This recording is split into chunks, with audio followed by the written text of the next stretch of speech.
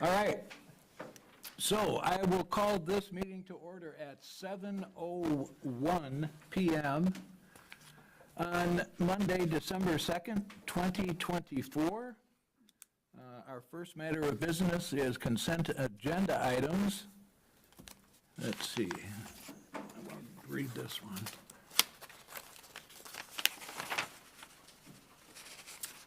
The consent agenda item contains minutes from the November 18th, 2024 board meeting and the November 21st board work session, and professional and co-curricular staffing recommendations as listed on the agenda. Any board members may choose to remove any one or all of these consent agenda items if you'd care to have discussion and do an individual vote. Is anyone here in need of that? Okay, then I would look for a motion to approve the consent agenda item as presented. All those in favor, please signify by saying aye. I'll second. Oh, I'm sorry, you got second? Got behind myself there. Okay, we have a motion and a second. All those in favor, please signify by saying aye. Aye. Opposed? Motion carries 5-0. There are also some personnel items where a vote is not necessary. And that brings us to our public comment section. As of this moment, I don't believe I have anything here to read, and no one is present that would like to present, so we will move right along to the McFarland High School Student Report. Welcome, everyone. Hi. There we go. Okay. Let me just share my screen.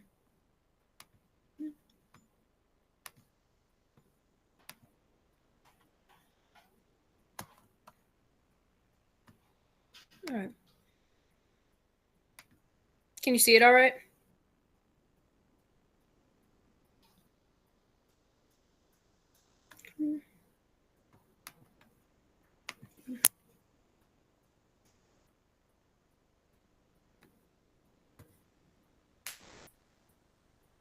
So there's also going to be some stuff from a few weeks ago because we had some trouble. Yeah. So some highlights. There was the Veterans Breakfast on Monday, November 11th, which was hosted by Student Council. And they wanted to thank the veterans for all they've done for our country. And it was a pretty big success with 20 veterans showing up.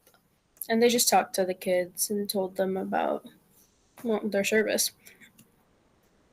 And then Miss Pliska's students have been making hats to donate to victims of Hurricane Helene in Western North Carolina.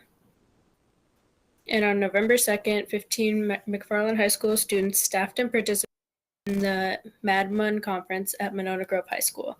And one student was even given an Outstanding Delegate Award. Also, there's a congratulations to the following students that have been selected for the Badger Conference Honor Band, which was held on Wednesday and Thursday, November 13th and 14th. They performed at Verona High School on Thursday evening. Well, last Thursday. Or the one before that. So Chloe Stemman on trombone, Mia Burchett on bassoon, Luke Greedy on bassoon, Radio Hala on percussion, Nolan Schwartz on flute, and Heather Drake on oboe.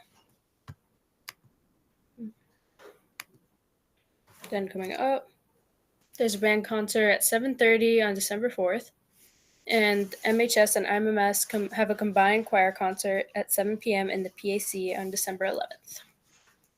Athletics, congratulations to the girls swimmers who competed well at the WIAA State Girls Swim Meet on Friday, November 10th at Waukesha South High School. So Olivia Tierney, Kaylee Kunze, Casey Draper, Ellie Forbes, Lil Gabe, and Calista Mignon. Congratulations on a very good season to all the athletes, and thank you to Jessica Garvey and Rachel Weiland for all you do as coaches for your swimmers. That's pretty much it. Could you back up just a touch and go over the two concerts that are this week? One the 4th? Yeah, sorry. So there's a band concert at 7:30 p.m. in the PAC, the Performing Arts Center, on December 4th. and McFarland High School and Indian Mound Middle School will have a combined choir concert at 7 p.m. in the Performing Arts Center on December 11th. One on the 4th, is that just the high school? No, it's at the high school, but it's the middle school and high school. Excellent, thank you. Yeah. It's kind of brief. Thank you. Anyone have any questions or comments? Again, I would suggest that the students not underestimate themselves. I mean, you provide a wealth of information.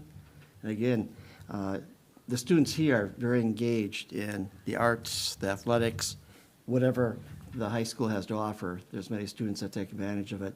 I also want to thank the advisors and coaches for help facilitating all this, because without them, we wouldn't be able to do most of what the kids are doing. So thank you. Very true. Anyone else? Oh, thank you so much. It's so good to have you back. Yes. Thank you. Thank you very much, Thanks. and we'll see you in a couple of weeks. Bye now. Bye. All right. We have some informational items. First off is the library plan presentation. I think we've got some folks here. Welcome. Welcome. Certainly. While we are getting settled, I'm sharing our report up on the screen. And we also, in addition to the people here in person, we have 2 people joining us virtually via Google Meet. And we'll introduce them in just a moment. But I wanted to share that this is the library and technology plan that the board will have the opportunity to approve after our presentation and after they have a chance to ask questions. This was a long-standing requirement of DPI to have a library and technology plan, and then the format changed several years ago, and now they're kind of returning to this format. And it was a nice process to go through. I say that as the person who did very little of the work, but I know the team has mentioned that they appreciated the chance for reflection and future planning. And I was not surprised a year ago when this came out to find that the members of our team had already been to trainings about future-ready libraries and future-ready planning and already had this on their mind before it was even a requirement from DPI. So without further ado, we'll introduce the library team and we will just go from left to right. So we'll start with Amy. Hi, I'm Amy Martin. I'm the librarian at Conrad Albion Primary School. Happy to be here. And I'm Joan Evans, and I'm the library media specialist at Wabisa Intermediate School. And Kylie's joining us. Hi everyone, Kylie Ogodu, K8 Ed Tech.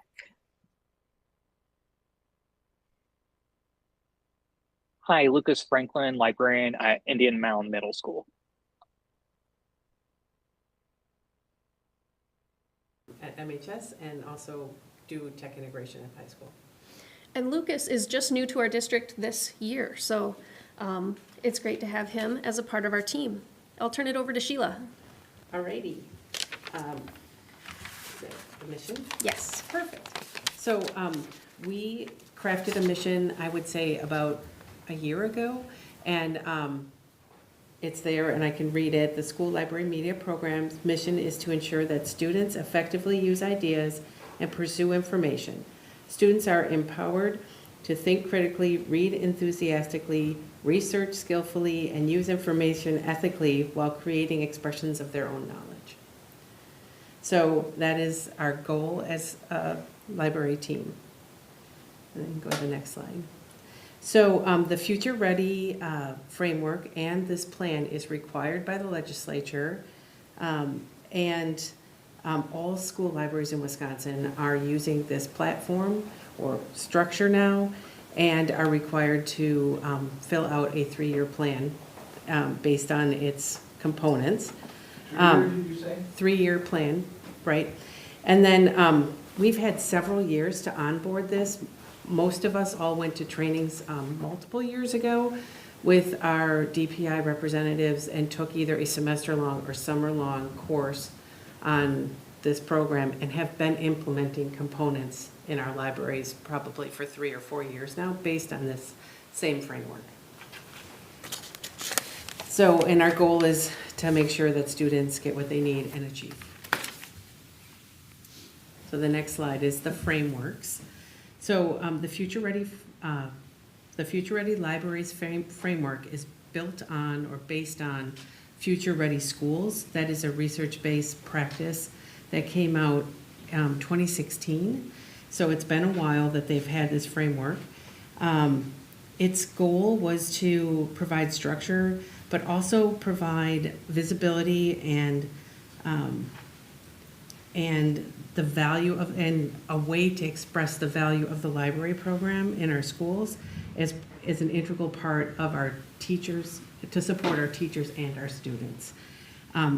DPI came out with their own platform that's very similar. You can see the components are similar.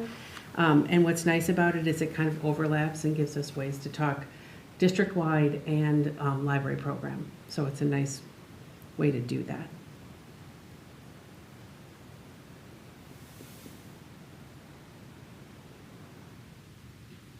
So I'm going, Go for it, Kylie.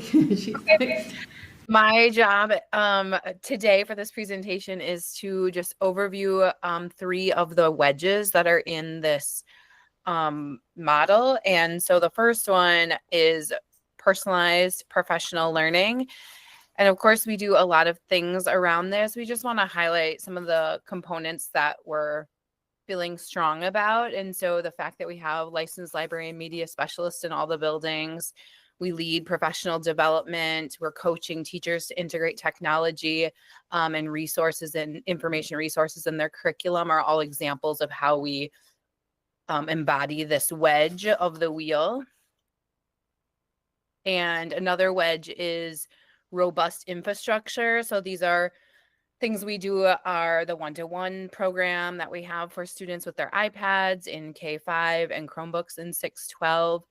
Another way we embody robust infrastructure is our tech team having great job keeping the Wi-Fi running strong so that we can utilize these tools. And then also work we've done around consistency with our learning management systems with Seesaw K-5 and Canvas 6-12. My dog is playing with her squeaky toy right now, so I hope you're not hearing that.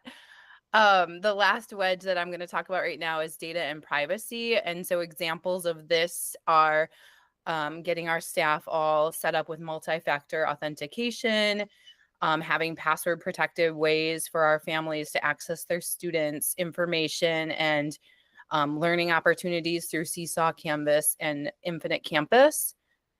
And I think I'm handing it off to Lucas.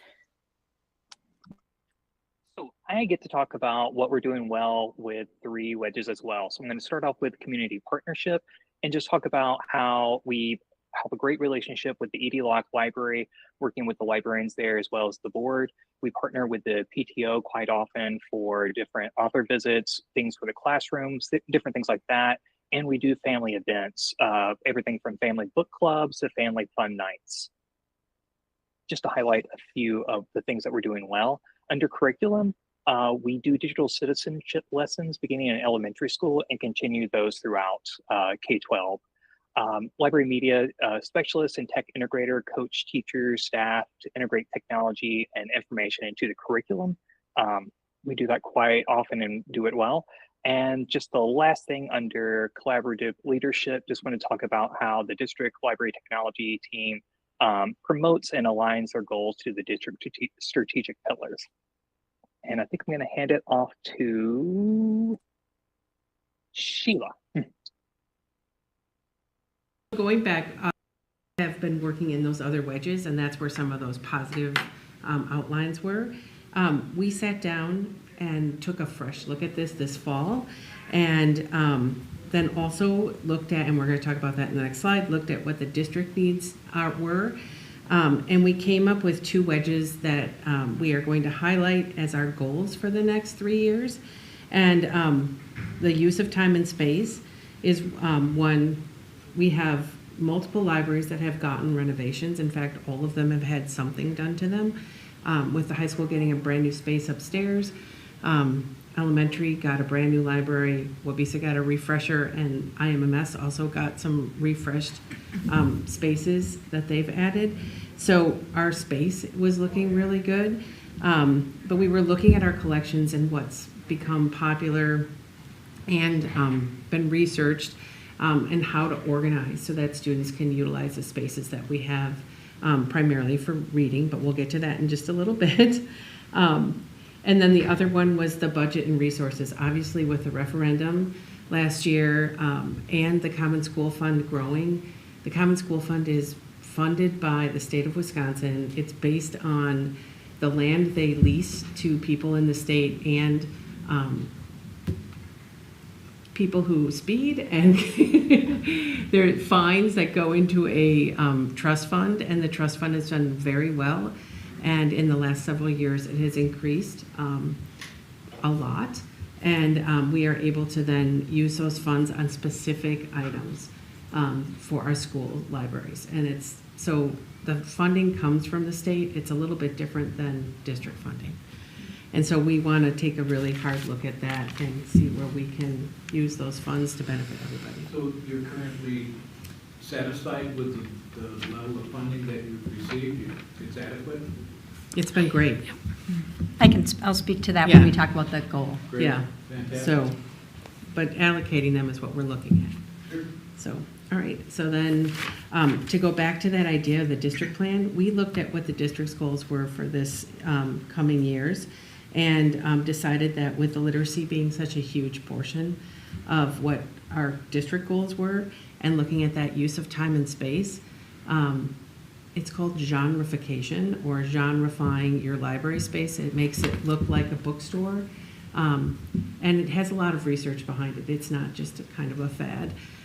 Many professional library programs are at least looking at how to help readers find good fit books, and one of the ways is for them to browse, and it's much easier to browse that way than by Dewey. There's issues with Dewey, and looking at the side of a book, sometimes not so good as seeing the cover.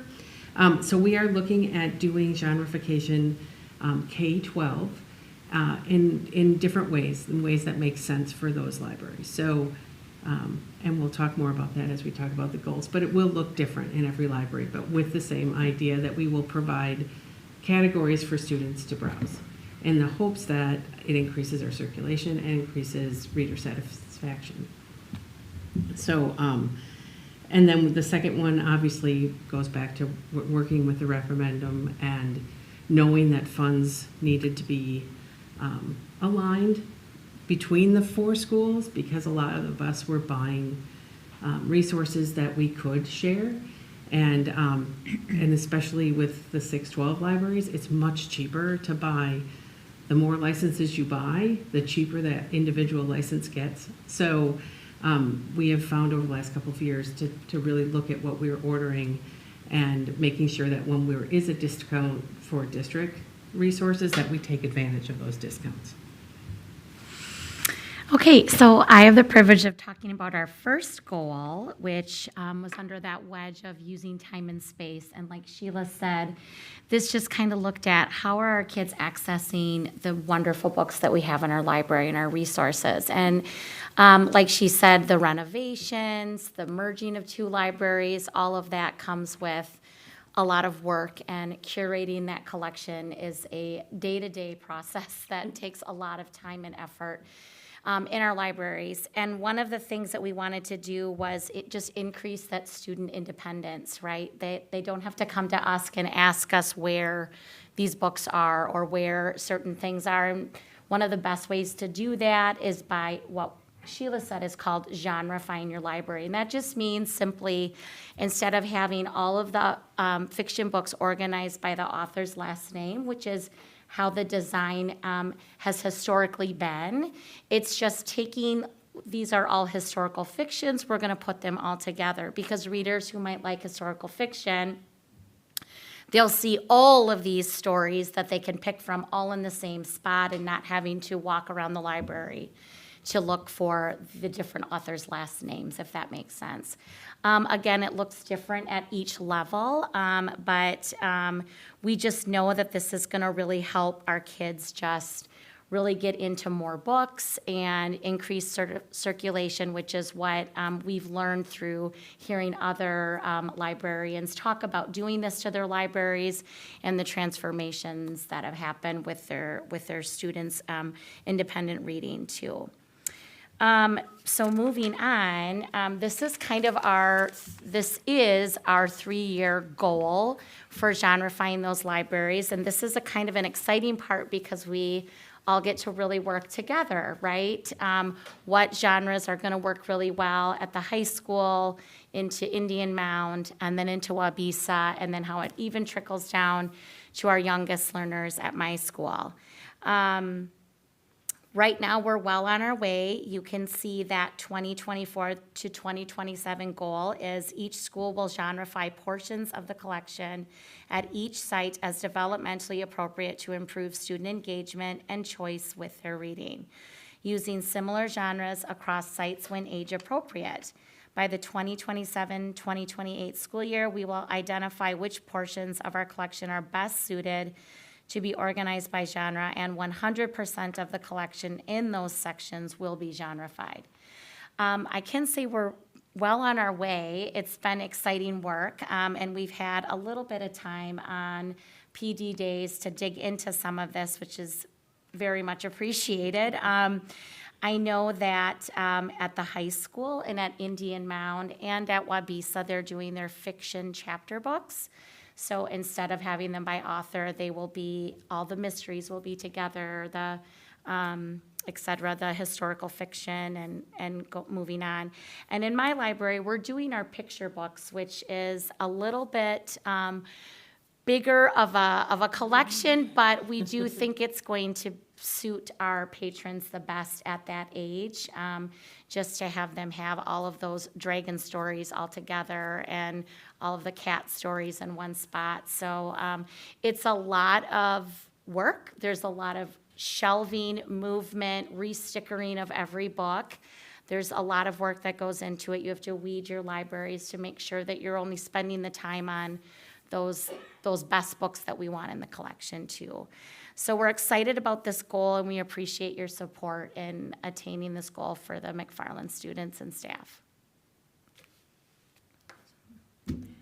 Great. So I get to talk and kind of circle back to that budgeting question and that goal. I wanted to just start right away by saying that we have always had a great collaborative working relationship in our district regarding our library budgets. And I feel we feel very supported by our district financially, because there are some districts that only are funded by the Common School Fund, and there are many spending restrictions on that. But our district has also given us a supply budget in addition to the Common School Fund, which allows us then to do things like this genreification project, because the Common School Fund does not allow for any processing of materials. We pay for all of that through our district budget. It doesn't pay for any shelving. It doesn't pay for signage. It doesn't pay for furniture. None of those sorts of things can come out of those funds.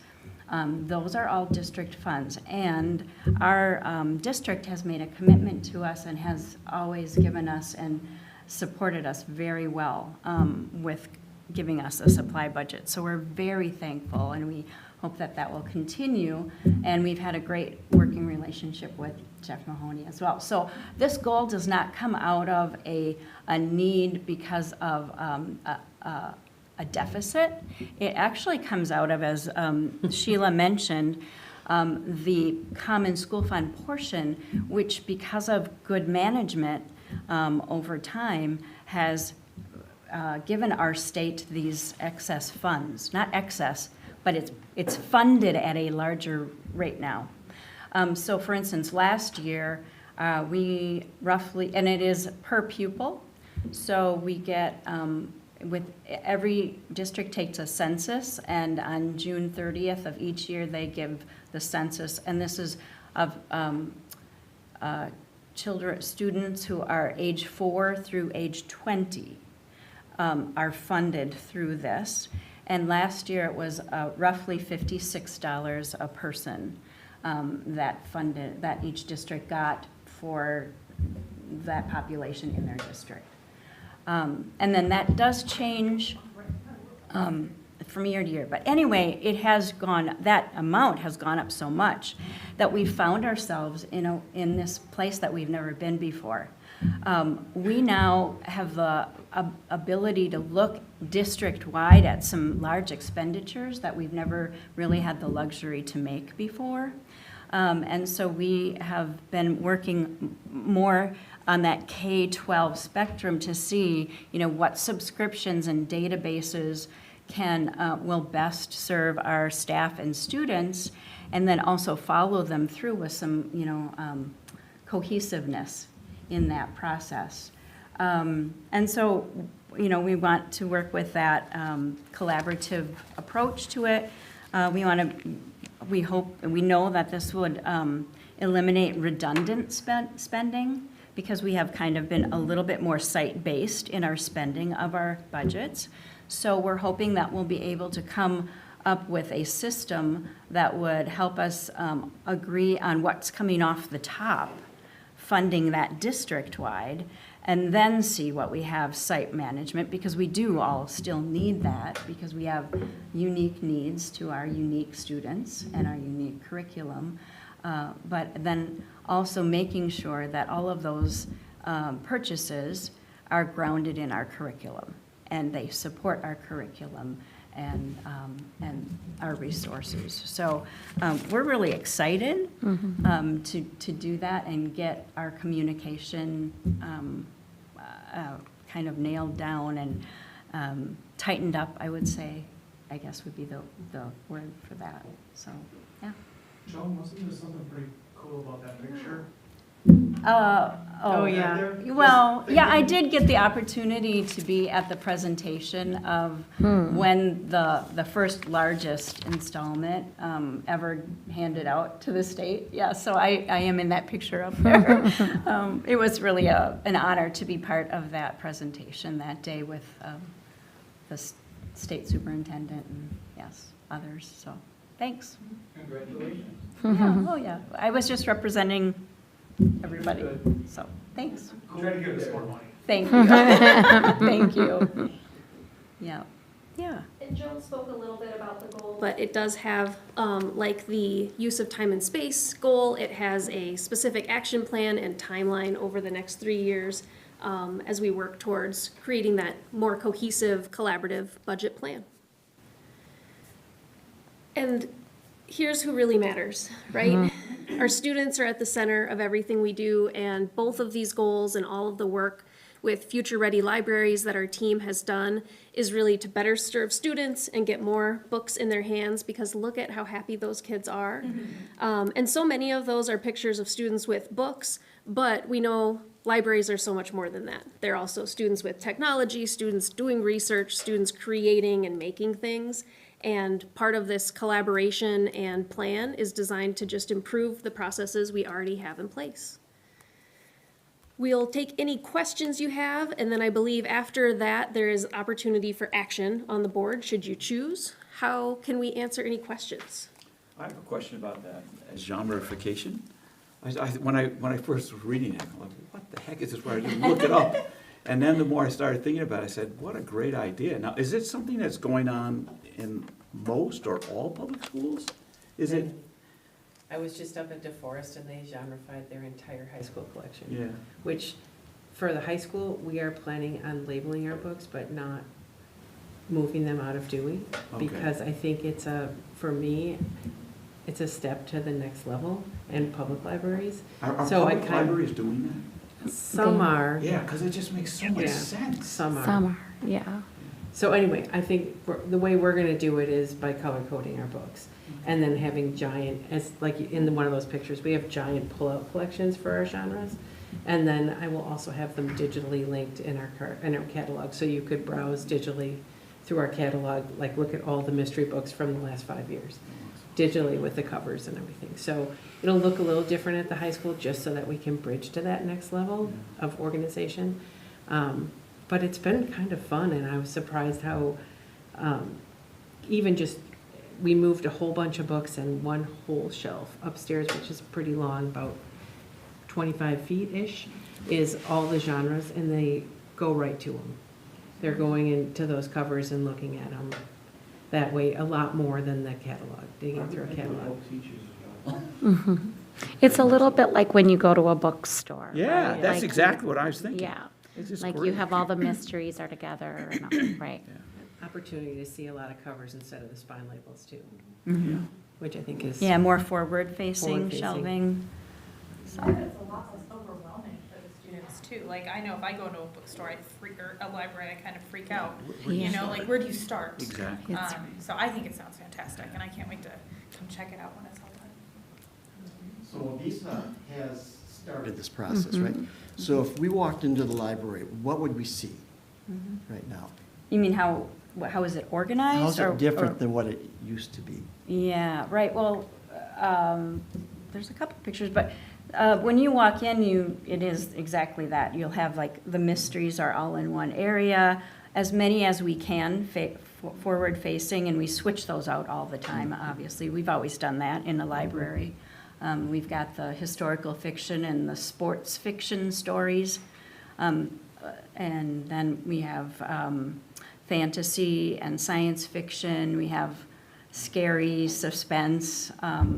And we have our graphic novels, which is not really a genre. That's a text form, because you have all the genres in graphic novels, but we do keep those separate. And I feel like the Dewey Decimal System is already, it was designed to do similar things, only with nonfiction text, so I'm not really doing anything different with my Dewey Decimal System, because And the nonfiction. my nonfiction is already organized in that way, but, And is that the picture you meant, Joan, here of Yep. like the yeah, there's a, forward-facing books so that they can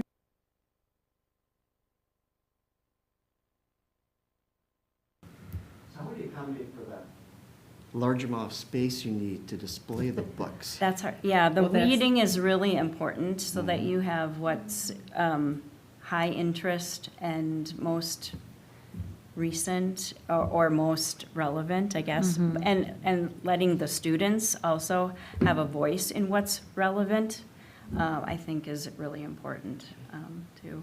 And then because I am a little bit further, I'm also doing data tracking. So I've been able to track the circulations on those books before they were genrefied, and then how the circulation has changed, and it is going up. Yep. Good. The Common School Fund is for ages 4 to 20. How are the 4Ks off campus impacted by this?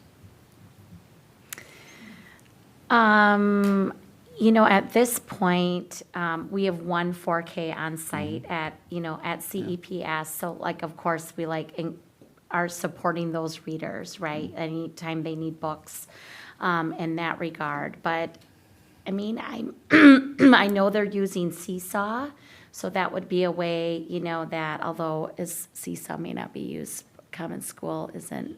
So the calculation is based on 4-year-olds through 20-year-olds that live in your school district. Yeah. Yeah. So it's a calculation that was designed a long time ago. It's not necessarily, because this pre-existed even 4K. I was gonna say, because it's in June, you're taking the census on it, which is like the end of the school year. That didn't make sense to me. It's a calculated Yeah, census. Yeah. And I understand that. So students who are 4 years of age really don't have a direct benefit until they reach 5K, basically. Well, one Perhaps. class, perhaps. Well, if they're located, well, that's a good question. What about the 4K classroom at CE? They're Yeah. benefiting because they use the library. and all Yeah, that. right. I mean, the kids don't come, it's hard because we can't let all of the 4K students come in, right? But utilizing the books for those classes, we absolutely, the teacher, she'll check out books often. as well. But that is a good question. You know, I am not exactly sure how, I can't So- think of like services necessarily right now. It used to be that, so a school district had to do a physical census, and they would send it out. So you do a census the previous year, thus those students would be in your schools at age 5. That's, so the So it's more calculation, to prepare for them.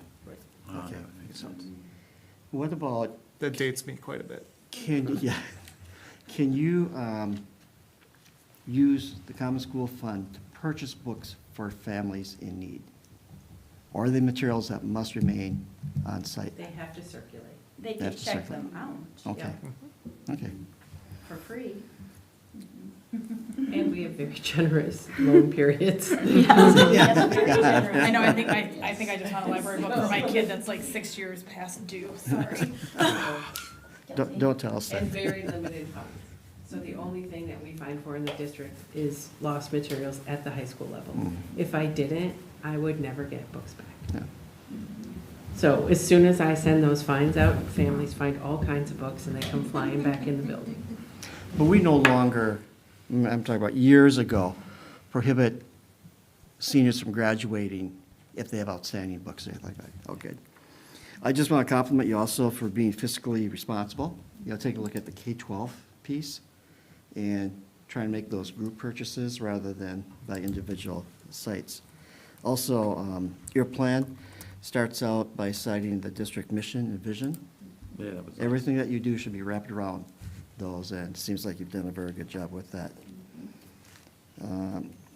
The one question I have, it's a tech question probably, the one-to-one, primarily at SEPs. Do you see that continuing at the kindergarten level, first grade, second grade I level? haven't heard otherwise, but of course, you know, like I don't make those decisions for what moves forward, but there hasn't been discussion that I know of to not at this point, but I'm not sure when we revisit that one either. And this year, we received $56 per student.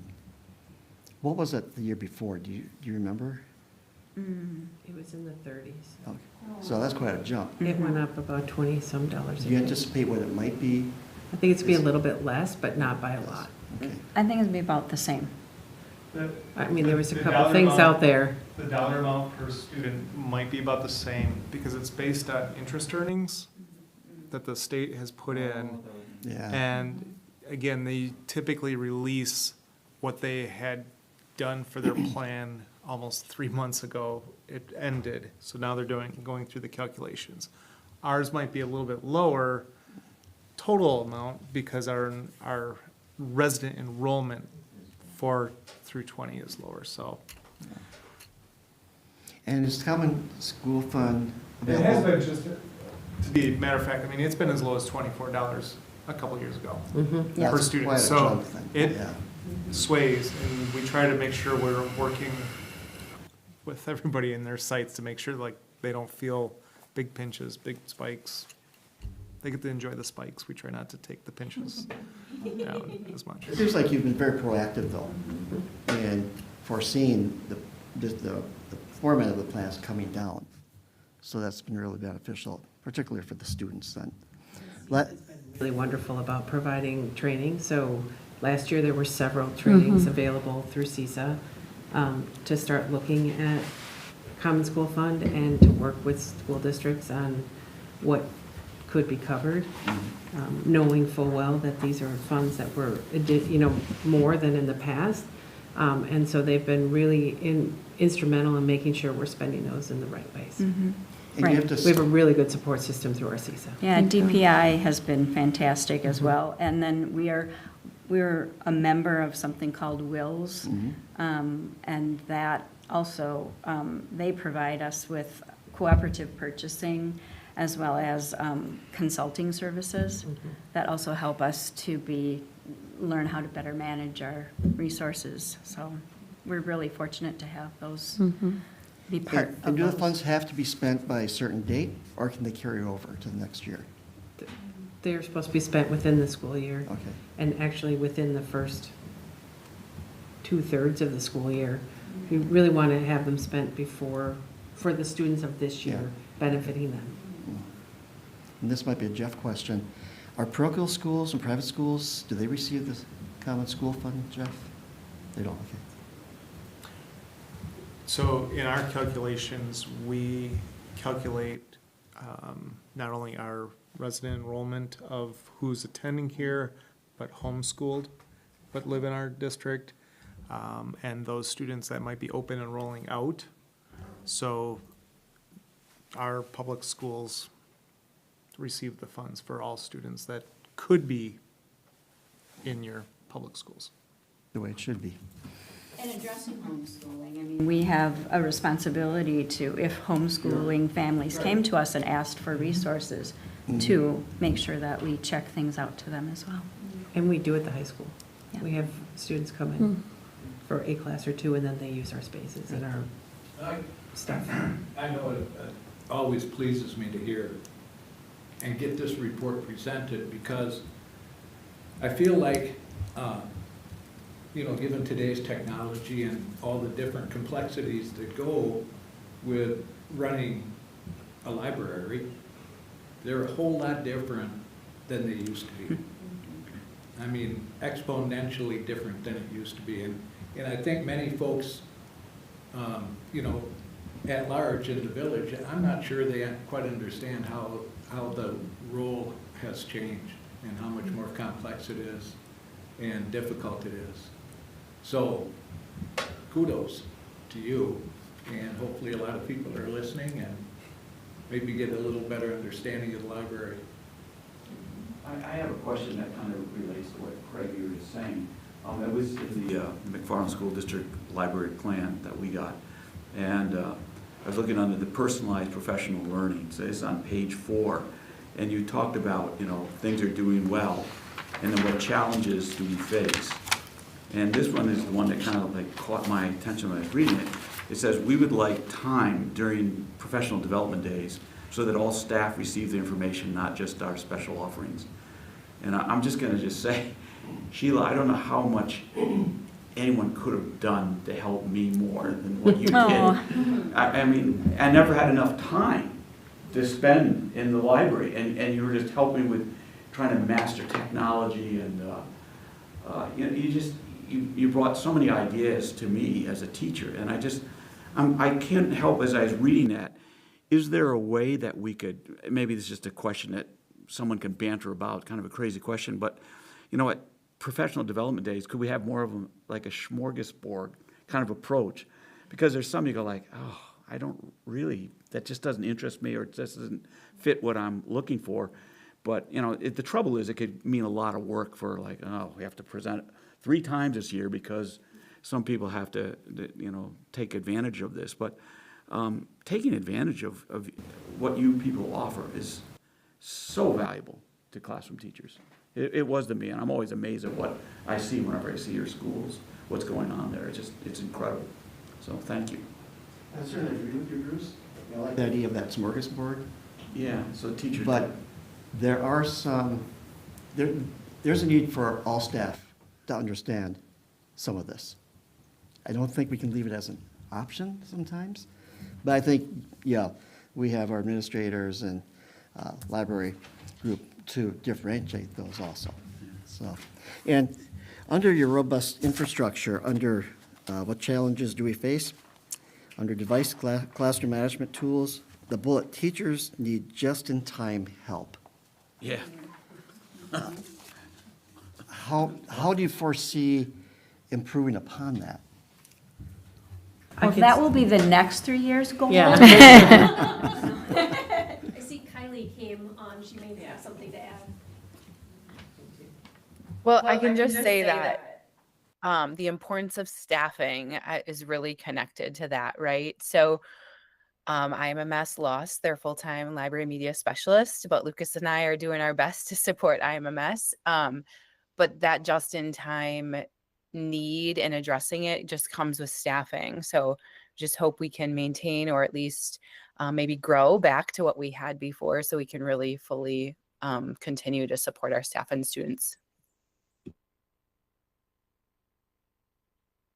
Into another question I had that, in a perfect world, how many more folks would you need to be just, at the baseline, at the benchmark?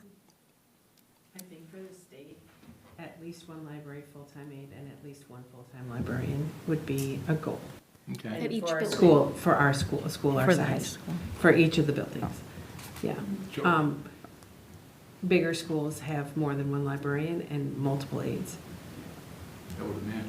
so, And our current staffing at the high school, one full-time librarian, and at least one full-time but aide. do we have a full, what is our staffing now? So no So- full-time so- aide at the moment at the high school. At the moment that we have a full-time aide or a full-time study hall person or both. We do house study hall in all 4 blocks of the day, and we used to have a second person in the library space that helped us with supervision and then also getting these tasks done in the library. And I will say that my current aide, Sheila Erbach McGinn, is absolutely fantastic, and if she wasn't, I would be hurting a lot more this year. She is a super source for me and has been fantastic with students and tutoring and helping with all these tasks as well. And then the middle school is half-time librarian and a full-time library aide. Wabisa, full-time librarian, and then does it add up to a full-time aide at Wabisa? It's split between 2 people, but it is the equivalent of CEPS, full-time librarian. Is there not any more? With the adjustments, we're not quite at 100% of a support aid, but there was a lot of shifting with the referendum at my school, but we're making it work. So do you see that shifting back?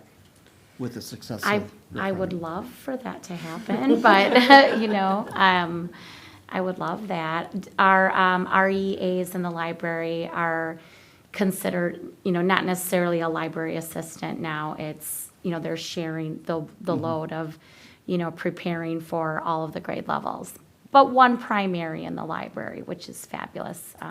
She's irreplaceable, so, yeah. And with the referendum that was passed, it maintained all of the cuts that were made. And so any additions or adding back in any of the positions would require an offset somewhere else. Anything else? We informed enough to take a vote, do you think? I am well informed. I Thank would- you. I would look for a motion then to So approve. why don't you approve number 7 action items?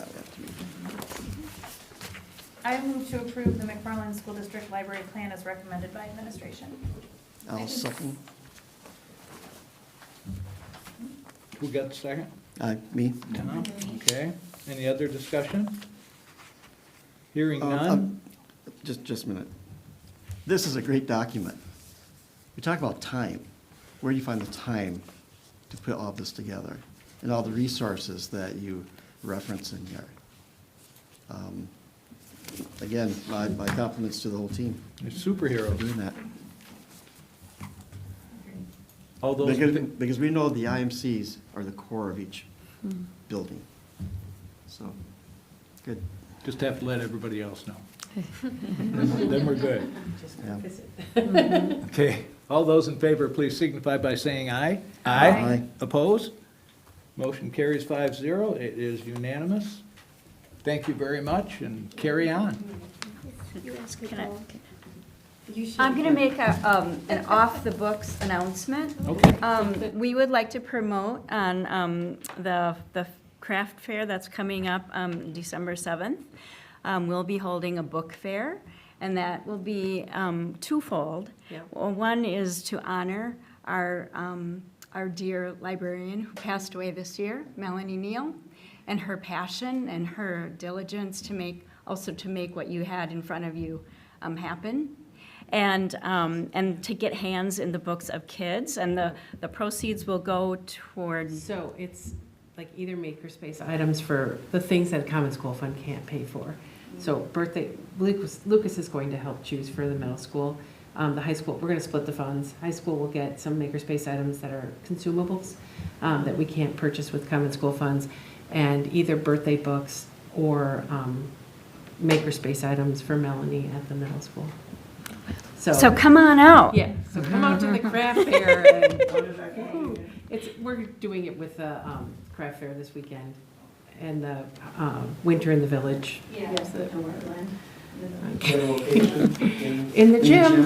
In the gym. But I don't plan to And Ms. tour the Stokes will whole be there gym. for part of it to help. What part of the gym, do you know? I've got- Part of the gym you're in? I don't. I wait Okay. till that day to find out where they Okay. put me. I think it's in both gyms, right? Yeah. Let's see what happens. Last year, we were in the second gym, but right inside the door. Good job remembering. Thank you. Yeah. Thank you very You're much. You're welcome, thank you, Just stay. for sure. Okay, next, we have some more informational items, the artificial intelligence presentation. Ms. Bowl, the floor is yours. Hello again. This is a presentation that is the result of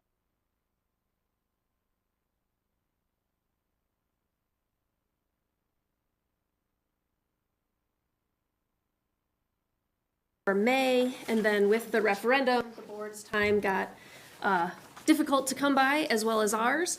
And the nice thing about this delay is that DPI has since released their guidance on AI, and we were able to incorporate that. And there's been a lot of great developments in how we are using AI with students and teachers since last spring that now we're able to share in this presentation. Kylie is staying on virtually, and Sheila will be presenting about this.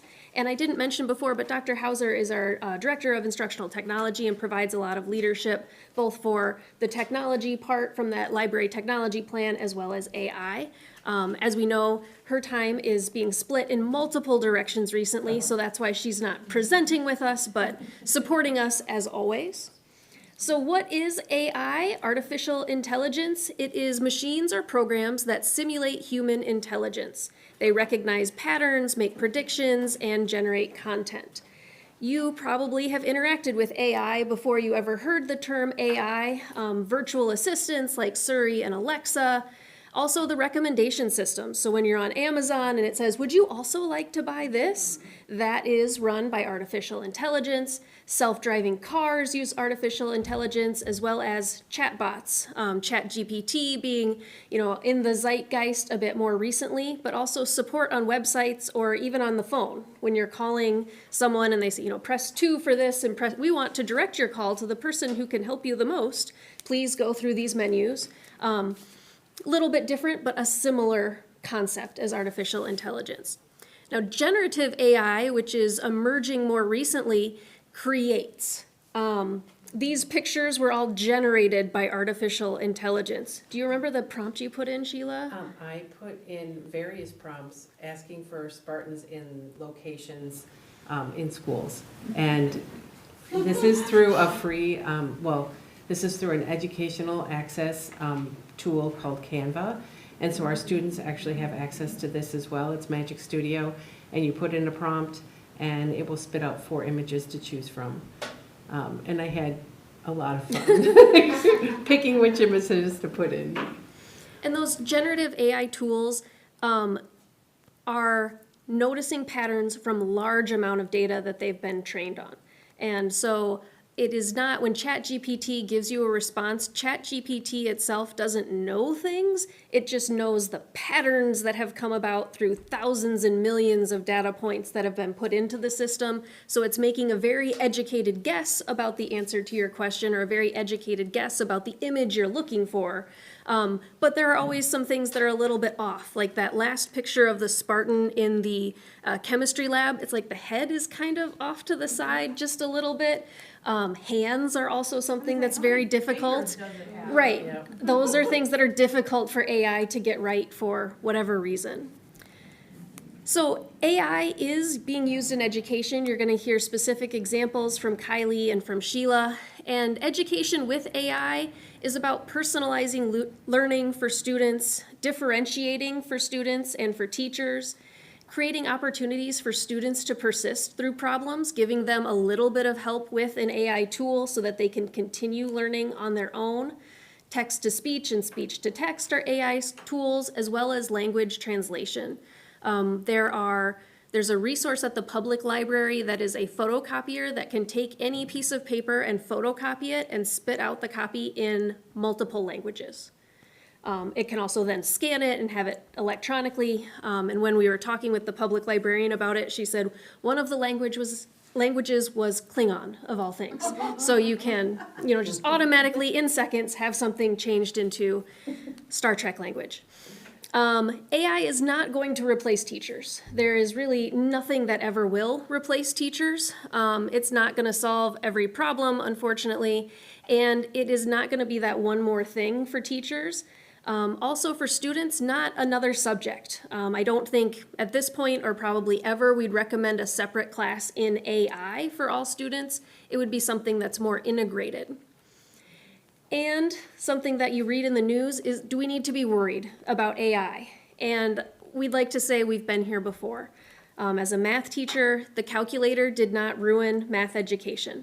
It changed math education, certainly, but it didn't make it so that students suddenly don't know how to do math. The internet did not ruin education. It enhanced education in a lot of ways, and it did require us to change our approach as teachers. We had to ask deeper questions and different questions because of those tools, but it didn't make it so that students weren't learning. Educators and education has done a great job with emerging technologies over the year, and AI will just become another example on that list of ways that we're able to go further and deeper with our students using the tools that are available. So what are we doing with AI currently, and what did we do last year? So we offered a 20-hour teacher group last year that was drop-in. 6 of those 20 hours were specific to AI, looking at AI. We tested multiple different AI platforms for helping teachers, and piloted in a few of the classes some tools that students could use, and then turned around this year and applied it for one thing that we'll talk more about, which is Khan Academy and Khanmigo, the virtual tutor for all students at the high school. We are also continuing our work looking at AI, and at the beginning of this year provided our staff specifically at the high school some ideas on how to incorporate AI in the classroom without it becoming the mechanism for cheating. That's the bottom line. So, and you can flip to the next slide. We'll talk more about that too. So how are we talking to students about it? We are talking to them about AI is going to be part of your life. It's going to be part of your career. One of my favorite quotes from one of the webinars I attended was that you won't be replaced by AI, but you might be replaced by someone who can use AI. So that's one of the things that we're trying to let students know. It's, you have to be able to use it, but you also have to use it ethically and for a specific purpose. So transparency, and then we also tied it in with what we're doing existing, which is reminding students of our academic honesty policies, reminding them about what they're here to do and how to learn. So anyway, you can go to the next slide.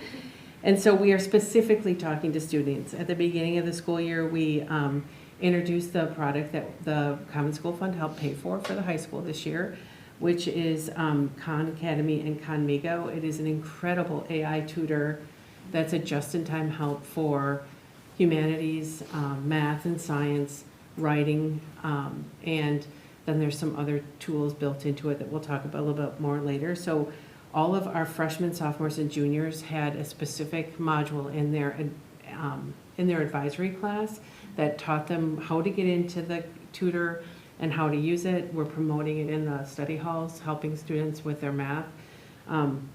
It's terrific at math, at helping students through math. So if you can imagine the Khan Academy content with a virtual tutor on the side, a student can just ask it questions and it will step by step take them through how to solve something, but will never give them the answer. So it's very fascinating. We looked a lot as teachers last year at this chart from Matt Miller, who's a fairly famous technology integrator, which talks about the continuum of AI use and how it might slip from being functional for learning to where it goes into cheating or so completely created by humans, maybe not ideal because you don't get the spell check, you don't get all those things that polish your work. But then also if you do it 100% AI, then it's not your work and it's not a representation. So this nuance, and we talked to teachers last year about this nuance and where this would fall in their courses. So that was a super handy way to talk to students this year and to talk to our staff last year about how AI can be incorporated. And then the last thing was we did remind students about our plagiarism policy, academic policies, and what it looks like and how to avoid it. So we specifically taught it this fall, where we hadn't done that it's always part of the other courses, but we pulled it out and said this is what everyone will look at this fall.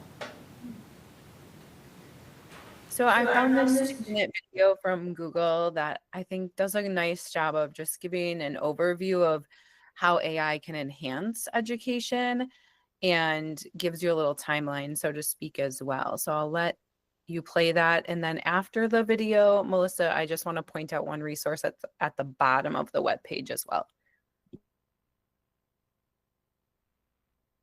This works well.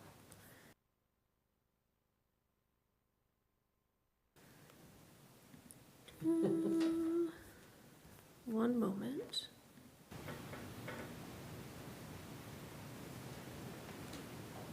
Share that screen.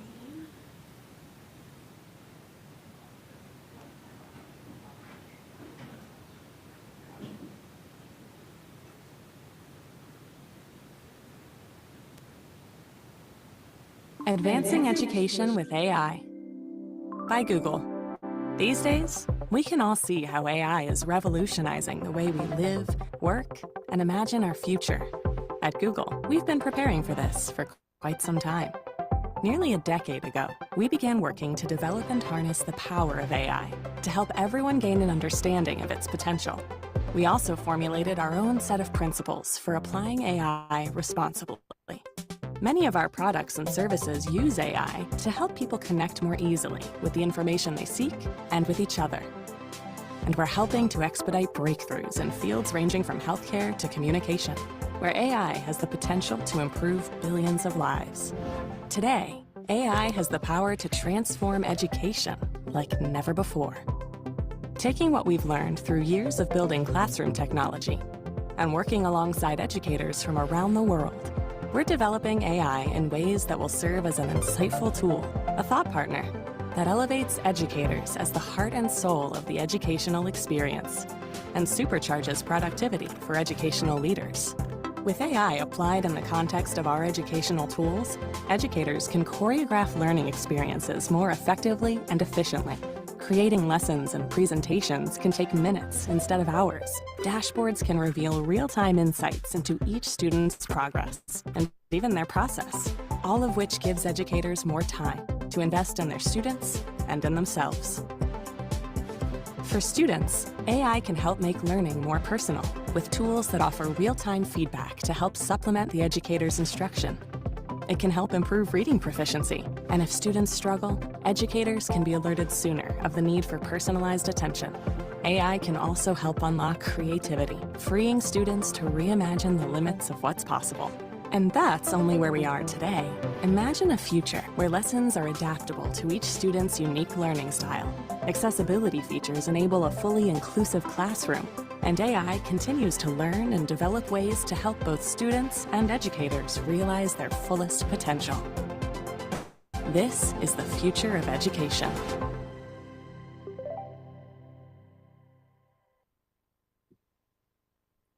Thanks for watching. I thought that was a nice overview, just showing how where we've come from, where we might be going to. There's probably a ton of questions and many that we don't have answers to yet, right? Because this is a new world that we are all living in. If you scroll all the way to the bottom, though, I just wanted to point this out to the families that are watching as well.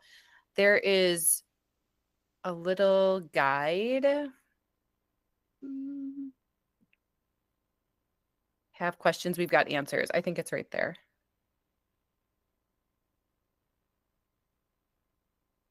It's called a parent guide. I think you scrolled past it again. I think it was one of the three. If you go back up a little bit. Yep, keep going. Okay, like, keep going up. Keep going up. Yep, it's one of Yeah, the, keep going up. Sorry.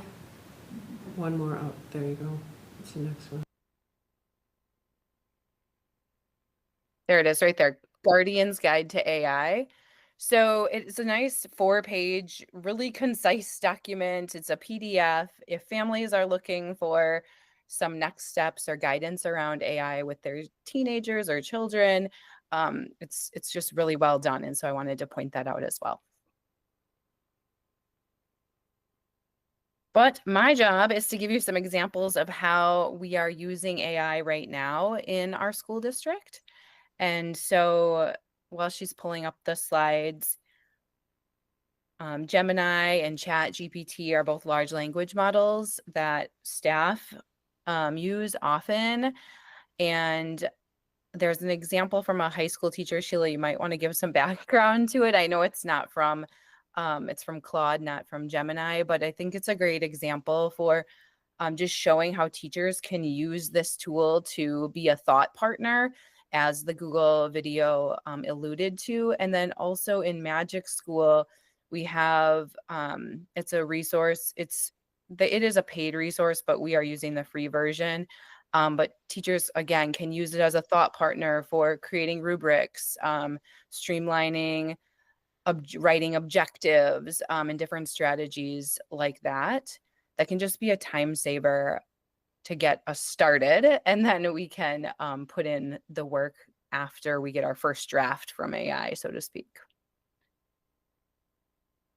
Sheila, do you want to say more They about can click on it on their own. So before we had some of the other tools that we currently have that are paid for tools, last year in the testing process, we bought a few single licenses. And so this teacher used it to redo all of the rubrics in 2 of the English classes and put the existing rubrics in, and then went ahead and updated all of his current rubrics. And he's crazy into it and does all sorts of other funny things with it as well, including entertaining us at staff meetings with elaborate, overwritten,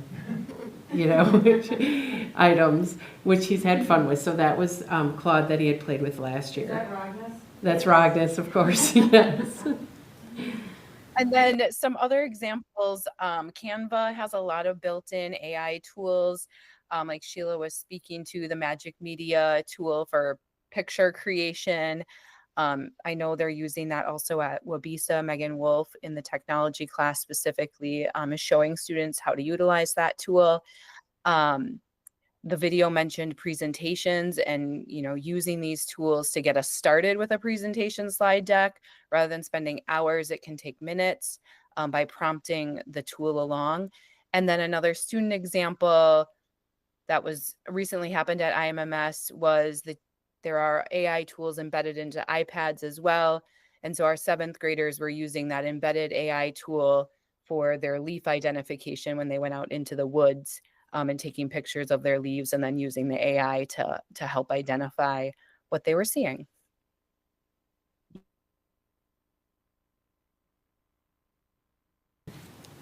I don't know. I think it's me. This All is right. me.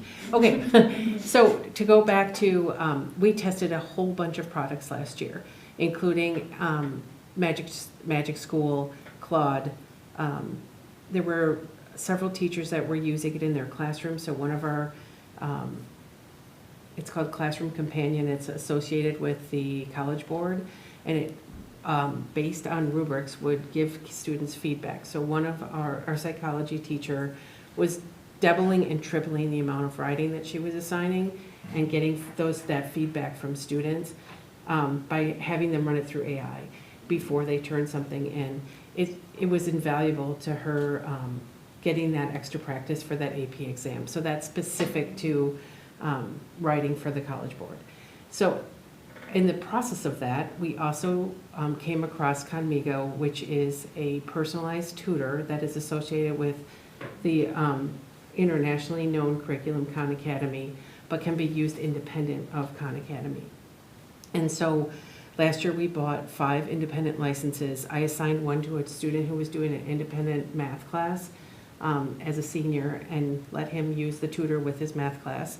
And he had interesting and fairly good feedback. He wasn't super motivated in doing the class, but the feedback about the tutor was super helpful. One went to the chemistry teacher who set up AI stations in the back and around his room where a student who was having trouble with a chemistry topic could walk up to the tutor and give it a test and get some feedback. And then 2 English teachers also went through some of the curriculum and decided to use Khan Academy this fall for all of their grammar instruction for 9th and 10th grade. So it's been a pretty fast roll-on. Every student has access to it. All of them, most of them have had an introduction to it. Our seniors who aren't here for advisory are kind of finding out about it a little bit slower. But it will not only help with individual problems, it does not have to be associated with the content. It can be used independently. It will also give feedback on things like college essays. And I have a couple of students who said the feedback was really valuable in like restructuring their essays. So we've been playing around with the tutor aspect in the library with students, and then in the classroom, it's available for students. So chemistry, I know, has brought it in. They're talking about using some of the debating tools in the poli-sci class. And as I said, the English class is taking it on.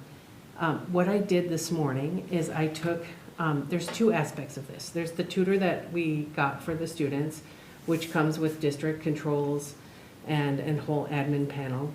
And then there is the teacher, Khan Teacher, which this fall Microsoft decided to fund for every teacher in the United States. It is very similar to Magic School, and I kind of linked what each of those tools are, but it's incredibly time-solving things like taking an article that you might have in your class and being able to change the text level within seconds. So if you are differentiating for students in your class, you can take a single article and work on that. I asked it to create, I took a article from another product that the library has, a news product called The Juice, and I grabbed the article today and I did all of these things within minutes and linked them here. So took the sample article, asked it to create 3 questions from the article, asked it to chunk the test, and asked it to text level it down to a 5th grade level. Took me less than 10 minutes. And I copied those and put them in the drive and linked them so you can see examples. And then I also was it's super hard to show you how Conmigo works. And there are videos out there. There's a TED Talk, which is what got us so excited about it last year. But so I did a couple of chats as if I was a student. So those example chats are in there as well. One was I wanted some help remembering what passive verbs were, and it just prompted me along and asked me to write a sentence, and then would ask me questions to see if I understood what was happening, and then it gave me this kind of funny positive feedback, like, great job, you know. And then the final thing I linked is the first video that's in the student module for Conmigo.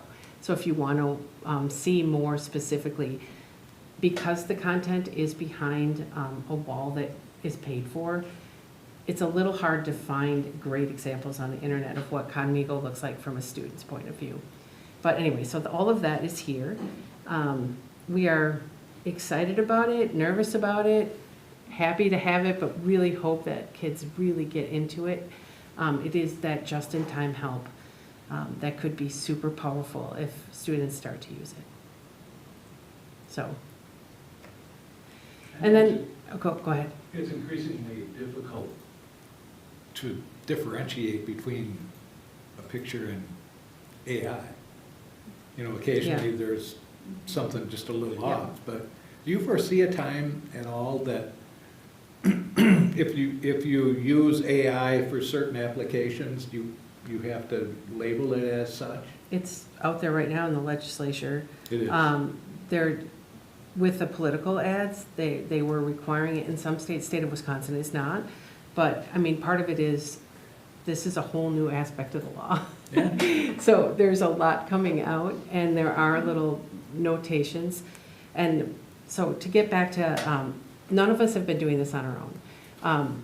Teach AI is a international group that offered webinars last year, which I attended about 6 of, and have been following their work. They are associated with ISTE and some of the other really well-known tech integration for schools. So a lot of what I'm talking about is stuff that I learned through those. And then DPI came out this fall with guidelines for AI in schools as well. So, and we were probably in the 30s of states that adopted AI policies. So we are still doing great. Wisconsin's up there. We're not the last to bring it on, and we're not the first. And my favorite quote from the Teach AI group is that AI is the worst it's going to be today. It is just like the calculator and everything else. It's going to continue to get better. The guardrails are going to continue to get better. And that's part of the reason we picked Khan Academy to show our students. It has very strong guidelines. It is geared for a K-12 environment. So one of the examples, we had students playing around with the talk to of historical figure. And the student wanted to talk to Genghis Khan. And he asked the tutor why you killed so many people. Immediately was flagged, immediately shut off and said, you know, that this is outside of the policy. And we went in and looked at the chat. It was completely appropriate. He was talking to Genghis Khan, but they want to make sure that, that, you know, like it wasn't going to give them weird information or to go off track. And like in the case of, I was chatting with another historical figure, and I asked for something that was outside the realm of that, it was Rosa Parks, and it was outside the realm of her understanding. There's a video of this, so I went and played and did the exact same thing to see if it still worked. And they will just say, that was not something in our time, so I can't answer that. So anyway, the chat with historical figures, the debate the machine, and the writing tutor are 3 things that are super interesting that are only getting better. And a really interesting way that kids might really get into learning in a new approach.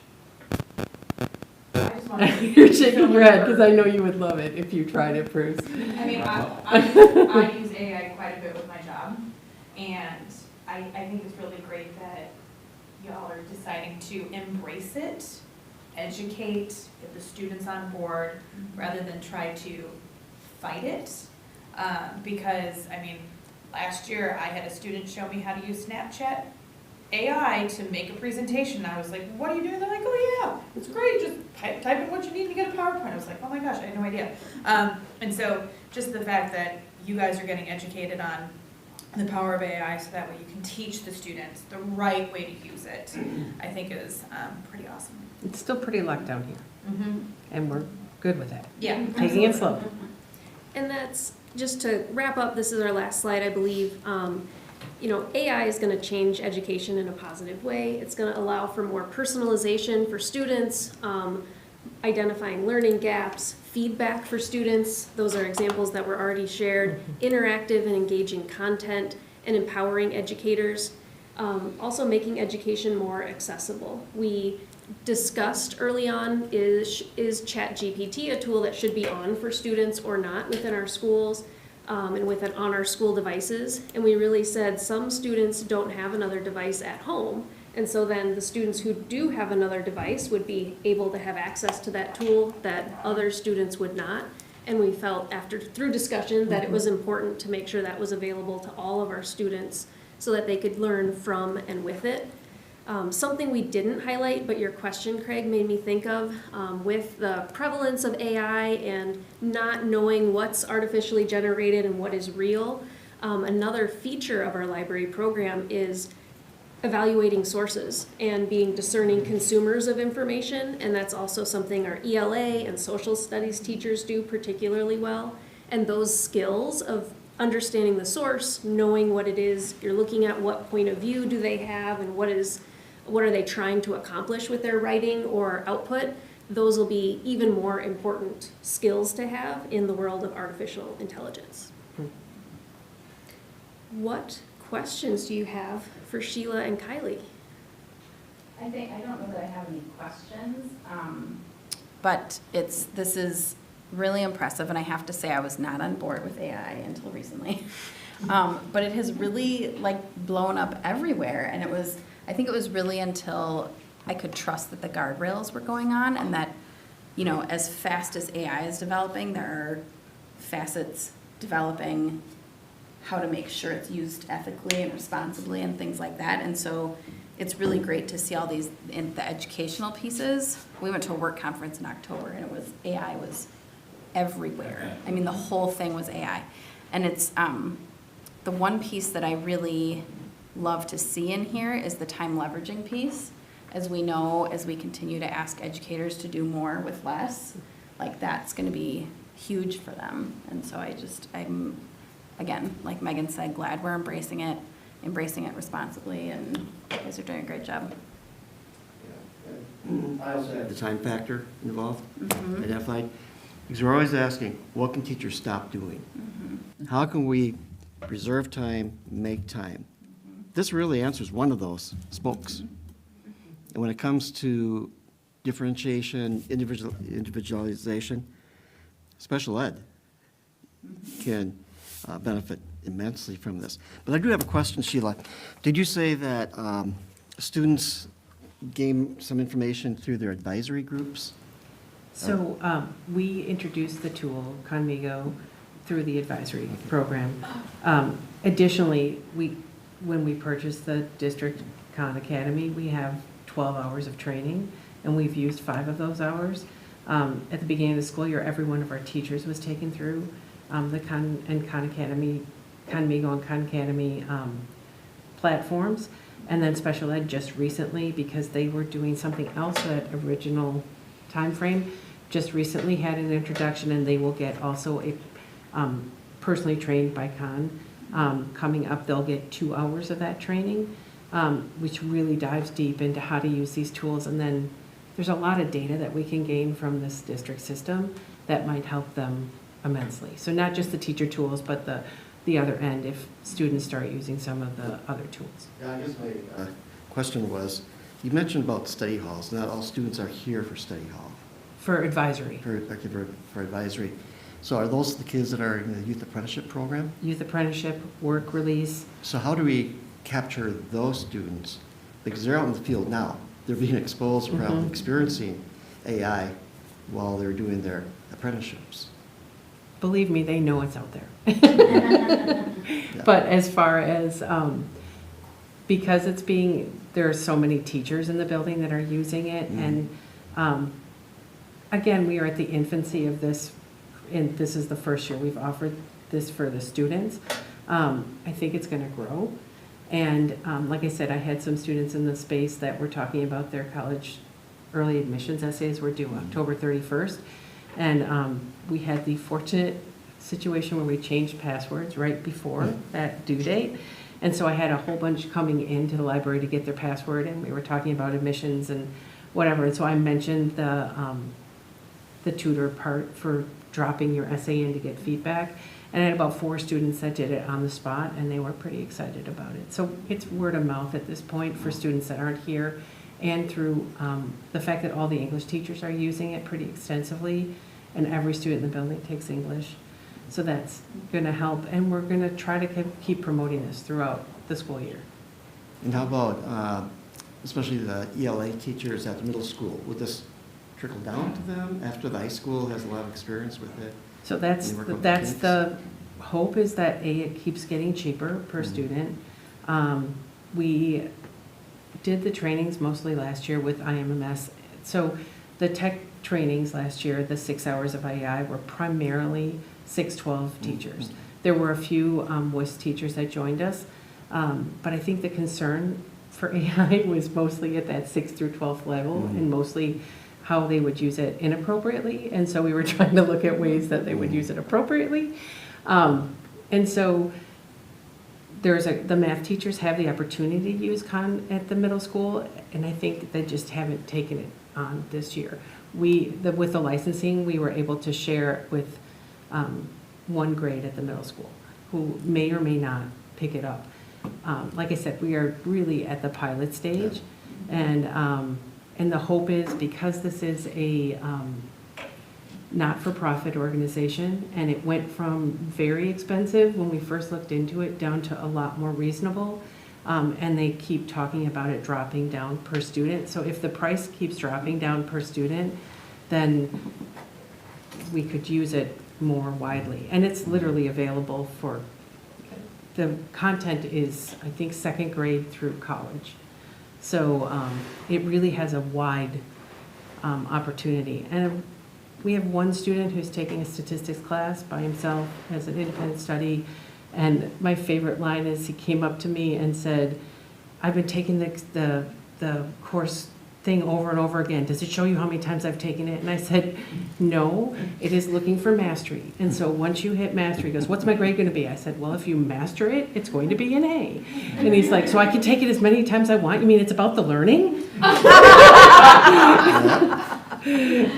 So anyway, it was quite funny. I'm like, yes it is. And so he's taking that high school stats class, and he's about 50% through, and he started maybe 6 weeks after the semester started. And so he is bound and determined to be absolutely at mastery and not just proficient for every skill. And he just keeps doing it until he gets it mastered. I'm like, Good all for right, him. works for me. Yes. So we'll see. That's one student, who knows? Okay, got anything else? Thank you. Yes, thank you very much. Thank you. Thank you very much. Thanks. Thanks. Okay, next is the presentation of pupil non-discrimination summary report. I don't know quite who's going to handle this one. Melissa. Melissa, thank you. You're doing it all today. Oh, yeah. So this is a report that was prepared by Lauren Arango, and you do have a hard copy of it at your spot. Each year, we are required to complete a pupil non-discrimination district summary, and Lauren has done that for last year, the 23-24 school year. As you can see, the report is organized by protected classes under the law, and then for each class, the number of complaints that were identified as discrimination is separated from those identified as harassment. On our report for 23-24, there were 0 incidences that were identified as discrimination in any of the protected classes, and there were a total of 11 incidents that were identified as harassment. 3 of those were under the protected class of sex, 5 race, 1 disability, 2 sexual orientation, for that total of 11. That's across the district? Across the district, K-12. The formal ones are handled by DPI or the police department. Okay. And informal are ones that we handle within the district with our response. Other is then a group other than either of those examples.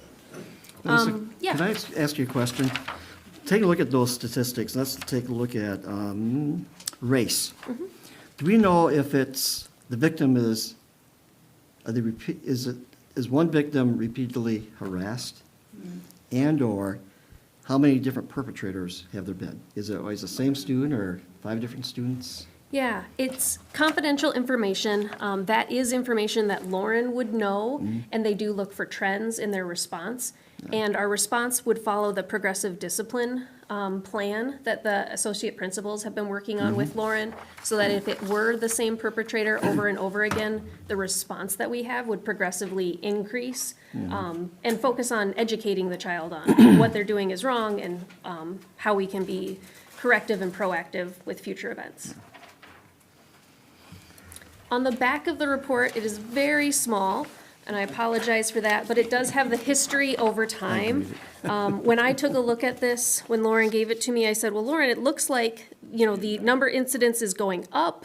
Now, it was 8 incidents during the 22-23 school year and up to 11, which is only 3, and in a school district with 2,000 students, and then a whole school year, having 11 incidents isn't significantly more than 8. But she said that she would say that that increase is probably due to us getting better at tracking and reporting these and keeping better records, as opposed to it being the result of more incidents happening. Previously, we were reporting and tracking it at the end of each semester. Now it's at the end of every 2 weeks that we're filing and organizing our data related to this. And so that way we're keeping better track of the incidents that happen. And always we were responding to the incidents when they happened, but now it's, the record keeping has gotten a little bit tighter. So these incidents, are they primarily submitted by like online complaints? They see something, say something, or is it more so students like verbally talking to a teacher, another staff member? A variety. Okay. It could be through the anonymous reporting, it could be a student reporting it directly to an administrator, or a teacher reporting it directly to an administrator. Okay. I would say again, not being the expert, and Lauren might say, Melissa, stop talking. But I know that we've had a focus last year and continuing this year in speaking up and being a bystander. And so my hope would be that students are maybe feeling safer in reporting the incident, knowing that the response will be there and that it will be acted on, as opposed to previously when perhaps discrimination or harassment was happening and students were just not reporting it. So in some ways, you could see an increase in the incidents being a positive thing in terms of students feeling more comfortable reporting, but that is conjecture. And that's one thing that I saw very quickly, that upward trend, so thank you for explaining that. But considering all the efforts that the district has put in over the years to minimize all this, 11 is still disturbing to me, especially if I or someone in my family was the victim of one of those incidences. Do we know the breakdown by school? Lauren would, yes. And I think that that would be redacted just to protect Okay. those involved. But yes, Lauren would know by school. Let me ask you this, and maybe you don't know this, Melissa, but your experience with your colleagues and other leaders of teaching and learning in the county, where would you rank us for our efforts in dealing with, not dealing with this, but providing a really positive atmosphere, background knowledge for staff and kids and parents? Where do we rank, do you think? Because I would think we rank probably number one. Yeah, I don't have data on that. And I can only compare us to our past selves. And I would say over the last 4 years, 3 years, and then particularly with the hiring of Brittany Brazel, we've become more systematic with addressing incidences of discrimination and harassment, and more systematic with how we teach students about those concepts and what is appropriate and not appropriate. There are universal lessons now across the grades that are developmentally appropriate and get more complex and more in-depth as the students grow. And it's not so much a reaction to a particular, something happens, now we're gonna react. We're proactively teaching the students ahead of time to hopefully prevent the incidences from happening. Thank you. All the credit goes to Lauren. I'm not sure what else the district could do up at this point, at least. Okay, thank you very much, Melissa. School safety written drill evaluation notification and review per Wisconsin State Statute 118074 CP. So, our monthly drills? This last month, November, lockdown drills, each of the facilities. They went very well. If you clicked on any of the links, you'll see the time, you'll hear how they orchestrated it, and you'll see that they also did lessons learned, and then also just follow-ups on this. So the lockdown went very well. The police department assisted as well, and Each month you do that? well, not a lockdown drill, but we have to do a drill per month. Month of November was Okay. lockdown drill, so. Lots of, Like the high school has some work. well, it is definitely a larger facility. Oh, for sure. More entrances, more exits, more, we're also running both community recreation and school at the same time. Gotcha. So, lot goes on here. Yeah, it does. Yeah, what I find most beneficial is the lessons learned. Mm-hmm. Because what it tells me is that as a district, for the safety of students, we continue to look to see how we can better ourselves. So I view it as a really positive piece.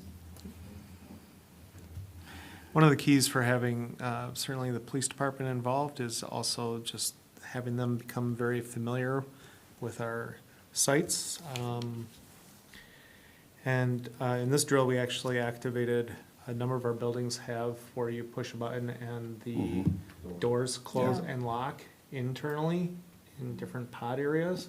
And those were successful in many areas, and some areas just need a little tweaking with the equipment. So then we keep processing. So lots of good things going. Yeah. Good on It's just- cameras and all that sort of thing? You know, as many cameras as you can put in, and Yeah. that's a great thing. How many do we have? Do you know, ballpark? Well- This building, About 100. really? So just- Can't be too many just blind Shy spots. of 200 views. Some cameras can actually have 4 different views on them, so. And does anyone outside of this building have access to the cameras here? Like the police department or? So the police department is able to access outdoor cameras, views, similar to how they used to be able to with our other camera system, as necessary. If in the event we need them to be able to access internal, they can. Our bus company is able to see the bus lanes, which is very important, because between their cameras and our cameras, boy, we can certainly dive real fast into solving a situation, so. Good, thank you. Okay, thank you. Mr. Mooney, WEVA update. Okay, we have an update. Enrollment for each of the 5 schools continues to trend upward, which is a really good thing. In regards to the annual school report card, the Weaver High School increased from 58% to 68% proficient in advance, just 2 points from exceeding expectations. That would be a spectacular It comeback. is. Word how far it's come. Yep. Destinations Career Academy, CDA has similar student performance like last year at the 60th percentile. WEVA K-8 appears to be stuck at the 56th percentile, but is expected to improve due to the recent revision to their early literacy initiatives. WEVA students who opt out of state testing are more likely to be students who would typically score proficient or advanced on the state tests. And graduation rates continue to improve.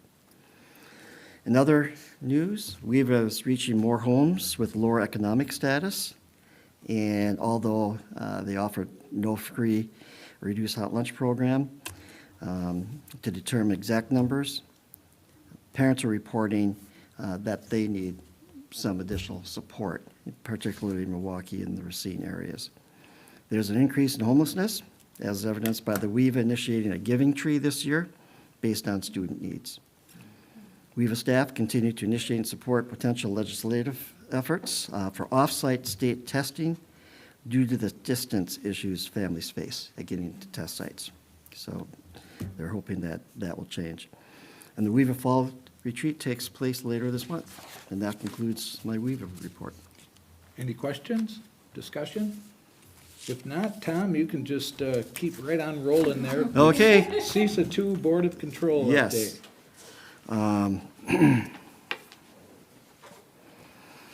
Let's see. The presenter was Jamie Sinru, Director of Specialized Services and Staffing with the Center of Excellence out of Whitewater. Personnel note, I want to share this information with you to gain a deeper appreciation and understanding of CISA 2 personnel and services that they provide to students in the districts. And since McFarland is a recipient of some of CISA services, I felt it important just for us to be a bit more aware of what's happening.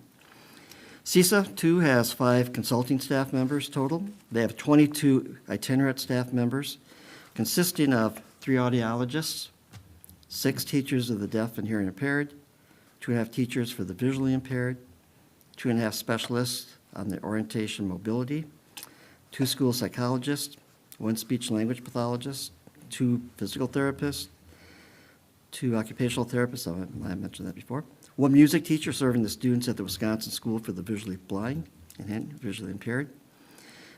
Some districts contact with CISA 2 for some students who require extended school year, summer school programming, as dictated by their IEPs.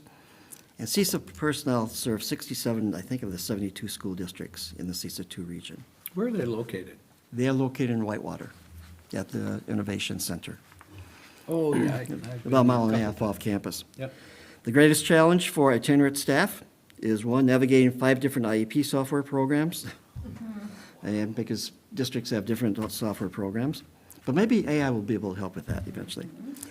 And the different rules or guidelines that each district has, just sort of that bureaucratic challenges. And that's my report for CISA 2, Board of Control. Thank you, Mr. Mooney. Business managers report. Mr. Mahoney. Attached is the budget development calendar, because we've taken a couple weeks off from developing the next budget.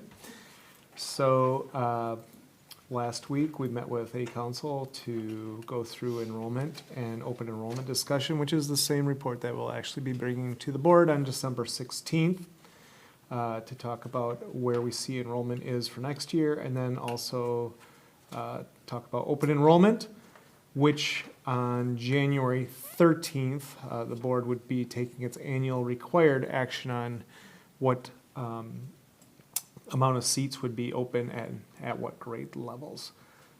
This calendar is not much different, other than it doesn't have an election date on it for a referendum, so I'm gonna point that out, that's okay. That's a good thing. There are other districts that still have it on their calendar, unfortunately, in our state. But just some highlights. In a couple weeks, I'll also be working with some of my counterparts throughout the state at a Baird seminar to start working on our next 5-year budget model. So that's on the 19th, and then I start to bring forward a lot of data and information to you on our budget situation in the middle of February. And then we spend a lot of time watching how our enrollments are coming in. We also look at open enrollment, because if we open seats, we can see as the data is pouring into the state if people are applying for open seats, which would then help us navigate hiring in the early spring.